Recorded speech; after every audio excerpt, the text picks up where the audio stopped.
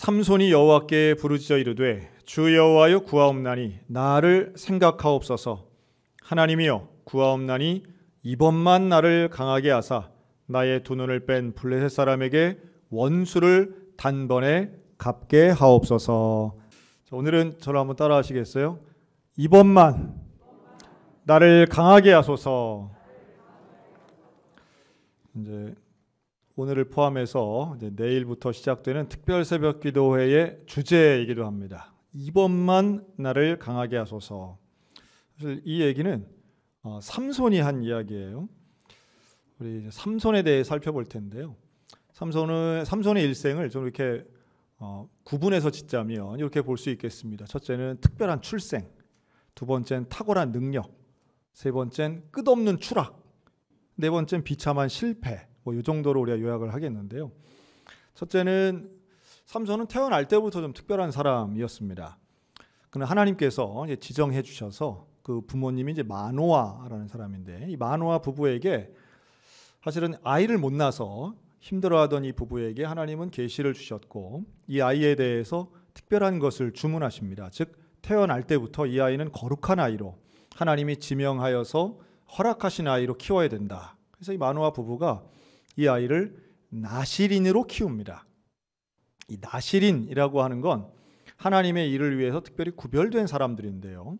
성경에 나시린들이 나오죠. 그리고 이 나시린의 율법은 대표적으로 세 가지가 있습니다. 첫째는 포도주와 독주, 즉 술을 마시지 않는 거예요. 당시에 사람들 다 술 마셨지만 이 나시린들은 술을 마시지 않았습니다. 성경이 좀 일관되게 말씀하는 것 중에 하나는 거룩하게 살려면, 하나님의 뜻대로 살려면 술을 마시지 않는 거예요, 사실은.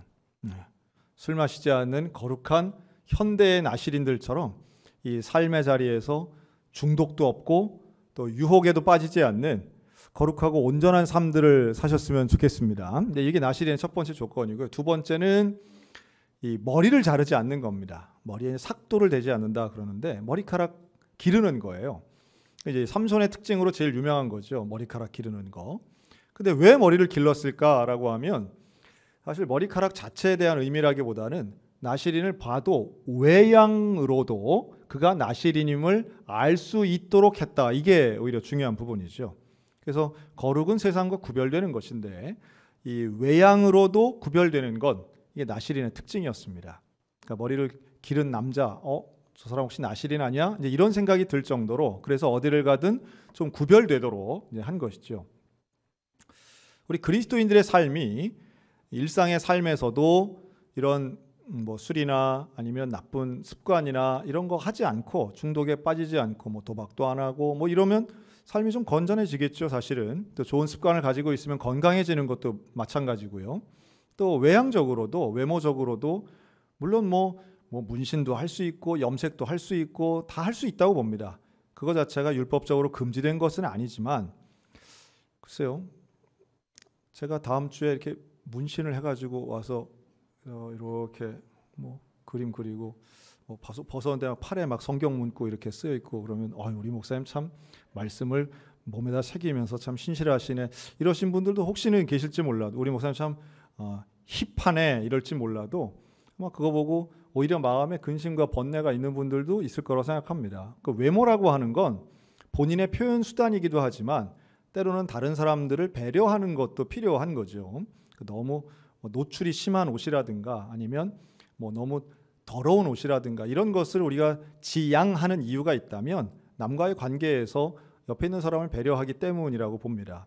그런 면에서 이제 믿는 자들은 외모도 화려하게 꾸미고 비싸게 치장하라는 게 아니라는 뜻은 잘 아실 거예요. 그러나 단정하고 뭔가 믿는 사람다운 그런 모습과 태도는 상당히 중요하다 하는 거죠. 그러니까 윤리와 예절, 이게 복음보다 앞설 수는 없지만 그러나 믿는 사람에게 태도와 예절은 당연히 따라붙는 중요한 모습인 것이고, 나시린에게 그것을 하나님은 이제 요구하고 계시는 거죠. 그리고 마지막 세 번째는 시체를 가까이 하지 않는 겁니다. 이 말은 나시린의 사명이 생명에 있음을 의미해요. 그래서 죽은 것을 돌아보는 게 아니라 살아있는 것을 돌보기 때문에 이 사람 시체는 물론이고 그래서 장례식도 잘 안 갑니다. 죽은 동물 사체를 만지는 것도 나시린에게 허락되지 않았습니다. 그래서 사실 어떤 면에서는 살기 좀 불편했겠죠. 남들과 함께 어울려 사는 세상에서 이렇게 안 되는 게 있으니까 얼마나 불편했겠어요. 그러나 거룩한 삶을 사는 나시린의 삶으로서 마노아 부부는 이 삼손을 그렇게 키웠다는 거예요. 오늘날로 치면 모태 신앙임과 동시에 어린 시절에 신앙 교육을 잘 받았던 게 바로 이 삼손이었습니다. 그런데 문제는 뭐였느냐 하면 삼손에겐 너무도 탁월한 능력이 있었다는 거예요. 너무도 탁월한 능력. 여러분, 능력에 대해서는 우리가 능력이 많으면 좋지. 특히나 지금 같은 시대에는요, 이 능력주의라는 말이 있습니다. 능력주의. 능력이 어떤 것보다도 가장 우위에 있는 겁니다. 능력에 대한 평가, 능력에 대한 인정도, 이것이 과거 어느 때보다도 지금이 가장 인정받는 시대예요. 그 사람의 출신, 외모 이런 걸 다 떠나서 이 사람은 능력이 있어 라고 말하는 게, 능력을 발휘하는 것, 이거 가장 인정받는 일이죠. 몇 년 전에 상당히 우리나라에서 많이 팔렸지만 많이 읽히진 않았던 책 중에 하나가 정의란 무엇인가라는 책이 있습니다. 하버드 대학의 마이클 샌델 교수가 쓴 건데요. 웬만한 분들 서재에 가면 다 하나씩 이렇게 꽂혀 있어요. 이만큼 두꺼운 책. 정의란 무엇인가. 이게 많이 팔리긴 했는데 또 최근에 나온 책이 있습니다. 공정이라는 착각이라는 책인데요. 하여튼 많이 팔리는 책은 저는 좀 사서 읽어보려고 하는 편이에요. 지금의 사람들이 어디에 관심이 있는가에 대한 지표기도 하니까요. 근데 이 공정이란 착각의 책을 한마디로 요약하면 지금 미국을 중심으로 한, 또 대한민국도 마찬가지죠. 소위 말하는 능력주의, 능력으로 평가받아야 된다. 그 사람의 배경이나 관계나 이런 게 아닌 출신 성분이나, 이게 아니라 우리로 치면 학벌, 인맥, 지연, 혈연, 이거보다 능력으로 평가받아야 된다라고 하는 이 능력주의는 허상이라는 내용이에요. 대부분. 왜냐하면 그 능력이라는 말 자체도 사실은 똑같은 조건이 아니기 때문에 사람마다 갖고 있는 능력치가 다르고, 그 능력에 대해 평가하는 것도 얼마나 주관적인가라고 하는 겁니다. 단적으로 얘기하면 사람들이 늘 호감되는 능력이 있습니다. 그게 바로 이제 공감력, 지각력, 인격보다 암기력, 우리말로 치면 공부 잘하는 능력은 시대를 초월해서 예나 지금이나 500년 전이나 지금이나 참 유리한 능력이에요. 성공하는데. 그런데 우리는 그것을 공부하는 능력이라고 말하지 않고 공부하는 노력이라고 말하죠. 그래서 어떤 면에서는 능력이 있는 사람은 노력을 많이 한 사람이라고 생각한다는 거예요. 그러다 보니 그 노력에 대한 대가를 줘야 되니 능력 있는 사람에게는 훨씬 더 많은 걸 가져도 당연한 것이다. 이러한 생각이 아주 보편적으로 있다는 거예요. 그러나 실제로는 사람들마다 갖고 있는 능력치는 분명히 다르고요. 아마 제가 오늘 설교를 해도 어떤 분은 나 안자는 있었는데 하나도 기억 못하겠네 하는 분이 계시는 반면에, 어떤 분은 맥락과 대지를 하나하나 다 분석해서 기억하고 또 때로는 거기에 대해 코멘트를 달거나 비판하는 능력도 있는 분들이 있습니다. 능력치가 다르다는 말씀이에요. 그래서 어떤 미국의 미식축구 감독이 한 얘기를 하는데요. 야구 경기에 1루, 2루, 3루가 있지 않습니까? 근데 자기가 3루에서 태어난 사람이 자기가 3루타를 친 줄로 착각한다는 거예요. 이제 능력주의를 비꼬는 말이죠. 즉 원래부터 똑똑한 머리를 가지고 태어났으면서 자기가 열심히 노력해서 공부 잘하는 줄로 포장한다는 겁니다. 그 논리로 모든 게 다 덮어질 수는 없겠으나 우리가 능력주의를 너무 신봉하는 거, 이거 좀 경계해야 될 말씀이라는 거예요. 그래서 프랑스에 있는 한 사회학자가 이런 얘기 했다는데요. 피에르 브리디엔지 이런 사람이 했다는데, 옛날에는 피부 색깔을 가지고 차별했답니다. 그렇죠? 이 인종주의라고 하는 건데요. 그래서 지금은 뭘 가지고 차별하느냐 하면 지적 인종주의가 있다는 거예요. 그러니까 능력으로 차별한다는 겁니다. 근데 이것은 대놓고 차별해도 아주 합리적으로 보이기 때문에 이 능력 차별주의가 능력 인종주의처럼 펼쳐져서 이제는 이 대세를 꺾을 수가 없을 것이다. 그리고 지금과 같이 스마트 산업, IT 산업이 더 급변하는 시대에는 시대를 따라가는 그 지적인 능력, 이것이 사람 간에 더 큰 격차를 벌려놓을 것인데, 여기에 대해서는 아무도 불평할 수 없을 정도로 이 능력 인정주의, 지적 인종주의가 모든 국가에 이제 있을 것이다 이렇게 얘기하더라고요. 그 말 들으니까 좀 서늘해요. 왜냐하면 우리나라도 그런 게 분명히 존재하기 때문이죠. 뭐 이름이나 지역이나 이런 거 가지고 차별하던 건 옛날 일이라면 지금은 실력이란 허울 아래 능력도 세습이 되고 실력도 세습되는 이 시대 가운데에 이런 능력 인종주의, 능력주의가 아주 그냥 파도처럼 오는구나. 그러나 여러분, 성경에 나오는 인물들 중에 능력이라고 하는 부분을 따지고 보면 최고의 능력자 단연 삼손입니다. 최고의 능력자 삼손. 그는 다른 사람하고 비교가 안 되는 능력을 가지고 있었어요. 그의 능력은 당시대 그 시대에 가장 필요했던 능력이고 협력자가 없어도 되는 능력이에요. 혼자 다 이겨요. 그는 맨손으로 사자를 죽이는 사람이에요.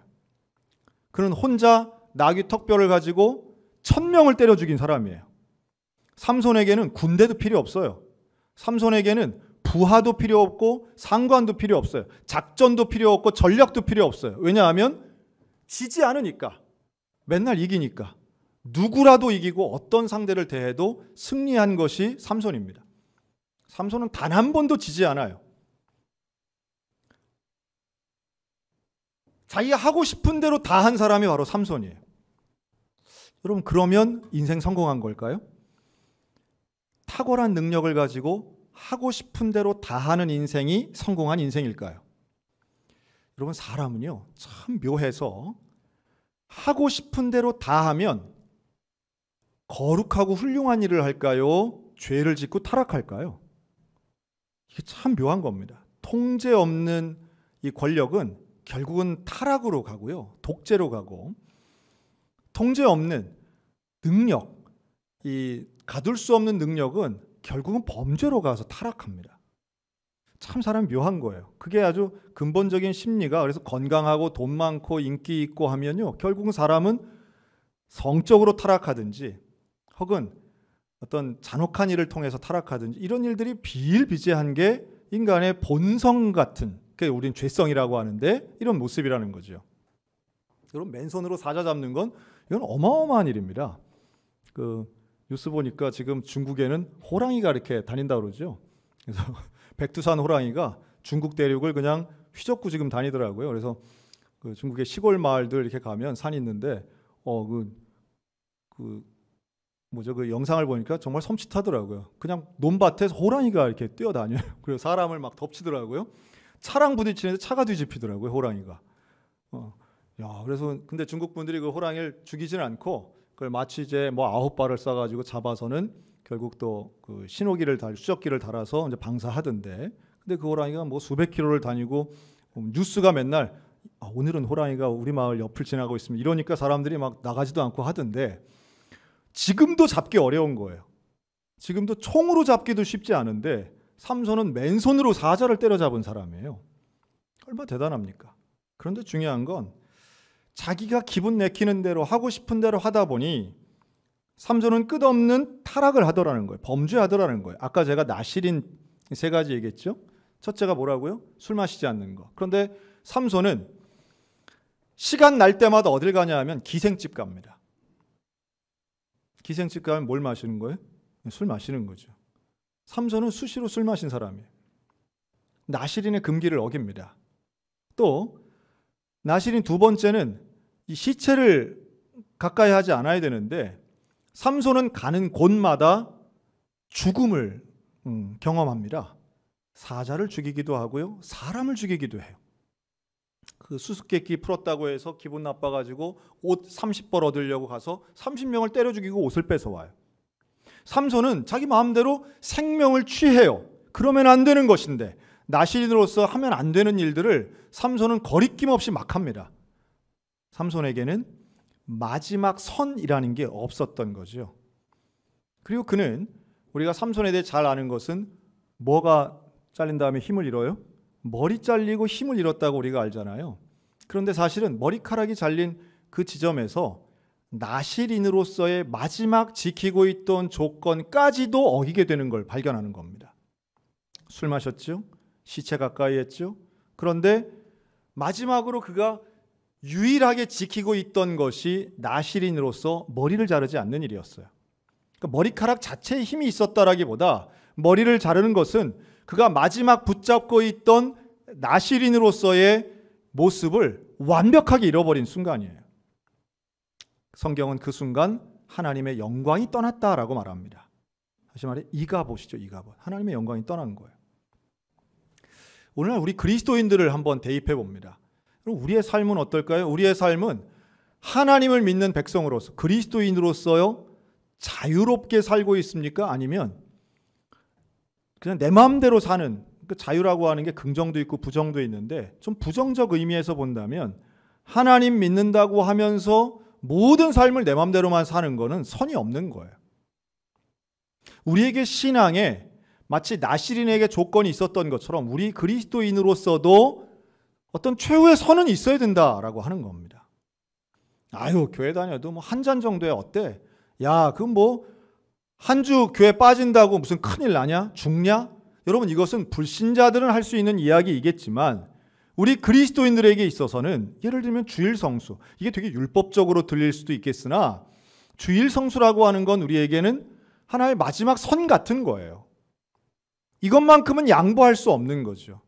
우리가 하나님 앞에 주일날 예배드리는 것, 또 하나님을 기억하는 것, 찬송 기도하는 것, 이게 하나하나 뭐 맨날 하던 거 똑같은 거 또 하는 거지라고 생각할지 모르겠으나 여러분, 그 선을 지킬 때에 우리가 최소한의 하나님 앞에 예배의 선을 지키고 기도의 선을 지키고 신앙의 선을 지킬 때에 최소한 하나님의 영광이 떠나는 것은 막을 수 있지 않을까 하는 거예요.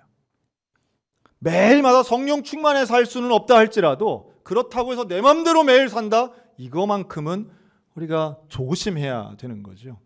여러분, 삼손은 누구도 자신을 막을 수 없다는 걸 생각하는 순간 그냥 완전히 선을 무시해버리고 머리카락의 비밀, 이거 들릴라에게 이야기합니다. 그는 들릴라는 자기를 죽이려고 온 사람이에요, 사실은. 그런데 들릴라 그 여인의 머리에 무릎에 머리를 베고 자면서 자기의 이야기를 술술 다 하는 거예요. 힘의 원천이 머리카락에 있다는 이야기까지 할 때에 그는 아무런 경계가 없었어요. 사실은 삼손은 들릴라를 좋아했습니다. 그런데 좋아하는 대상 때문에 망한 거예요. 어떻게 보면 우리가 인생을 살아가면서 많은 걸 선택하잖아요. 근데 선택할 때는 좋아서 되게 선택하는 거예요. 이러면 좋은 일이 있을까 봐. 이게 잘 될 것 같으니까. 좋아서 선택한 것 때문에 망해지는 인생이 얼마나 많은지 몰라요. 어떤 면에서는 그게 내 선택한 거예요. 뭐 투자를 한 것도 선택한 것도, 사람도 내가 선택한 것이고, 진로도 내가 선택한 것이고, 공부하기로 혹은 일하기로 선택한 것 다 내가 선택한 거예요. 그러면 잘 될 줄로 알고 그걸 좋아 보였기 때문에 선택한 거예요. 그런데 그 선택들이 합해져서 결국은 패망으로 갈 이런 인생이 되더라는 거죠.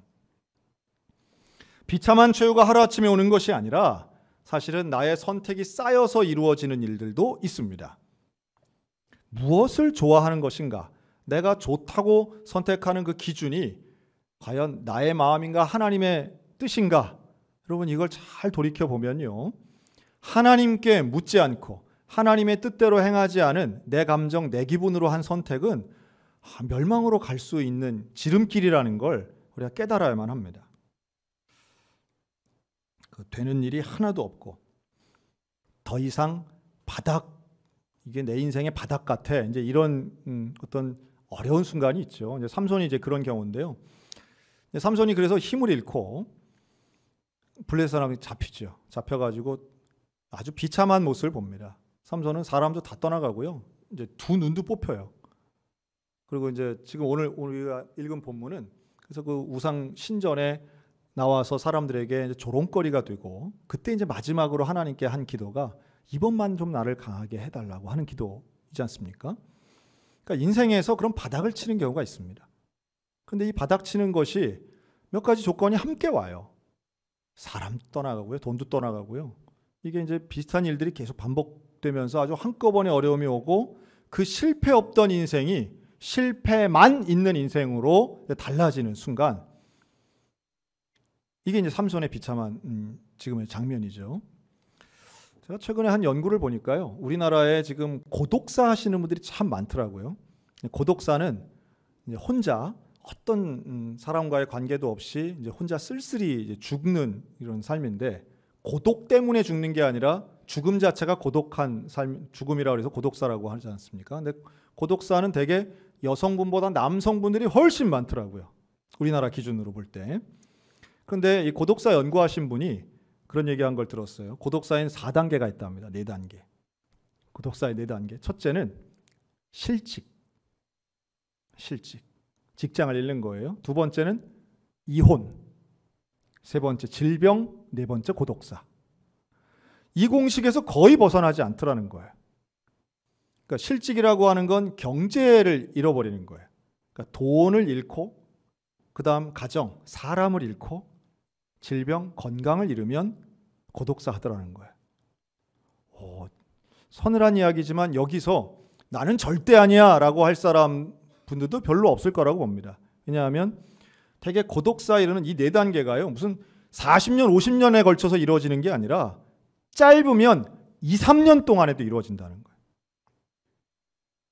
2, 3년 만에 거기서 한 예시로 든 분이 은퇴한 교장 선생님이었는데요. 이 은퇴한 교장 선생님이 파산하고 이혼하고 고독사 하는 데까지 걸린 시간이 3년이었어요. 참 무섭더라고요. 저는 선생님들은 절대 파산 안 하는 줄 알았어요. 연금이 나오니까. 그런데 그게 아니더라고요. 그걸 어쨌든 땡겨서 자식한테 줬는데 일시불로 뭐 받는 뭐가 있더라고요. 다 없어지고 일부 남겨뒀던 연금도 차압 걸리고, 이래서 그냥 순식간에 사라지면서 빚을 지게 되고, 그 빚이 자라서 결국은 가정 파탄으로 나와요. 와, 과정이 참 무섭더라고요. 자, 그런데 삼손이 좀 비슷한 것 같아요. 삼손이 이 과정을 압축해서 경험합니다. 즉, 자, 실직, 돈을 잃은 것처럼 삼손이 힘을 잃어요. 가지고 있던 놀라운 힘을 잃어요. 그랬더니 이혼한 것처럼, 가정을 잃은 것처럼 삼손 편에 서는 사람이 아무도 없어요. 좋아하던 들릴라 당연히 등 돌리고, 아무도 없어요. 이스라엘의 사사였지만 이스라엘 중에 누구도 삼손 편을 들지 않아요. 사람을 다 잃어요. 그 다음에 건강, 질병, 두 눈이 뽑히면서 그의 외모도 달라지고 갖고 있던 자존감도 완전 바닥을 칩니다. 우리 인생 중에 그런 분들 계실 거라고 봅니다. 우리 교회도 물론 계시죠. 신방하고 다 사정을 아니까요. 여러분, 뭐 돈의 문제, 또 가정 불화의 문제, 부부간의 문제, 이런 것 때문에 힘들어하시는 분이 얼마나 많은지 몰라요. 거기다가 질병의 문제, 어려운 수술, 힘든 수술 앞두고 계시고, 코로나19뿐만이 아니라 암이나 관절이나 뭐 디스크나 여러 가지의 문제 때문에 힘들어하고 어려워하고, 몸이 아프면 마음도 약해집니다.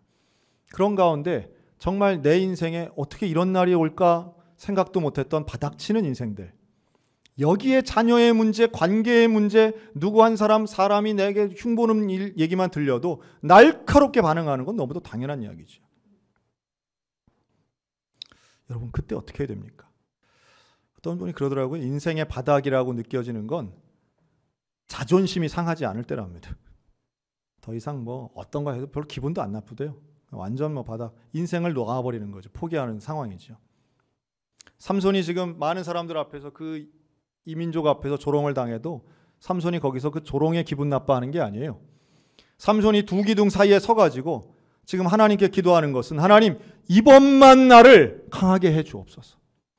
지금까지 평생토록 하나님이 그토록 많은 기회를 주시고 건강을 주시고 힘을 주시고, 이게 다 내가 원래부터 가지고 있고 절대로 빼앗기지 않을 영원한 능력인 줄 알았지만 그게 아니라는 사실을 고백하는 순간이죠.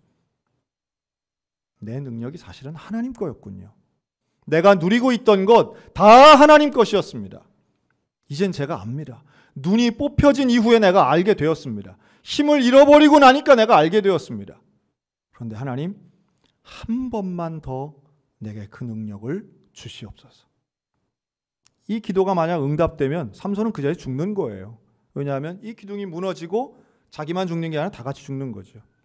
그러나 삼손의 이 기도는 진실된 기도였습니다. 그 증거가 뭐냐 하면, 삼손의 일생을 봐도 뭐 하나 거룩한 거 나실인의 인생하고는 거리가 너무도 멀어요. 그가 사람을 죽일 때도 사자를 죽인 것도 그냥 의미 없이 죽인 거예요. 사람을 죽인 것도 다 자기 개인적 감정 때문에 다 죽인 거예요. 무슨 민족을 위해서, 나라를 위해서, 하나님의 영광을 위해서 한 일이 별로 없어요. 그러나 히브리서 11장 32절에 보면 삼손에 대해 뭐라고 표현하느냐 하면 그가 믿음의 사람이었다고 말하고 있어요. 믿음장에 명확하게 삼손은 다윗과 함께 이름이 올려져 있습니다. 그 말은 뭐예요? 하나님은 삼손을 믿음의 사람으로 기억하시고 평가하셨다는 거예요. 그가 숱하게 많은 아쉬운 죄를 많이 졌지만 사람들이 볼 때는 실패한 인생처럼 보였지만 그가 마지막으로 한 그 놀라운 기도로 그는 하나님 앞에 믿음의 사람으로 기록된 겁니다. 여러분, 우리 인생의 평가는 얼마나 많은 성취를 이루었느냐가 아니라 능력으로 평가받는 게 아니라 믿음으로 평가받게 될 줄로 믿습니다. 하나님 앞에 믿음으로 온전히 서는 저와 여러분들이 되셨으면 좋겠습니다. 그리고 그 믿음은 다름 아닌 하나님을 전적으로 의지하는 기도에서부터 시작하는 거죠. 그 기도가 나는 내려놓고 나의 존재, 나의 능력은 내려놓고 나의 과거 이런 거 다 내려놓고 하나님만 전적으로 의지하는 겁니다. 실패한 인생이든 화려했던 과거든 다 지나간 거예요. 지금 이 순간 하나님께 나의 삶을 맡기는 것, 한 번만 나를 강하게 해달라고 하는 그 간절함을 가지고 기도하는 우리 모두가 되었으면 좋겠습니다. 그래서 내일부터 하는 우리 특별 새벽 기도의 주제를 그렇게 적어있어요. 한 번만 나를 강하게 해달라고. 원래 새벽에 나와서 기도하는 것은 간절함이 없으면 새벽에 못 나옵니다. 그렇죠? 근데 새벽에 나온다는 것은 그만큼 내게 기도할 제목이 있다는 증거이기도 합니다. 그리고 제가 자주 말씀드리잖아요. 자, 특별 새벽 기도회는 누구를 위해서 하는 것이냐? 자, 우리 옆 사람 보고 당신은 특별한 사람입니다.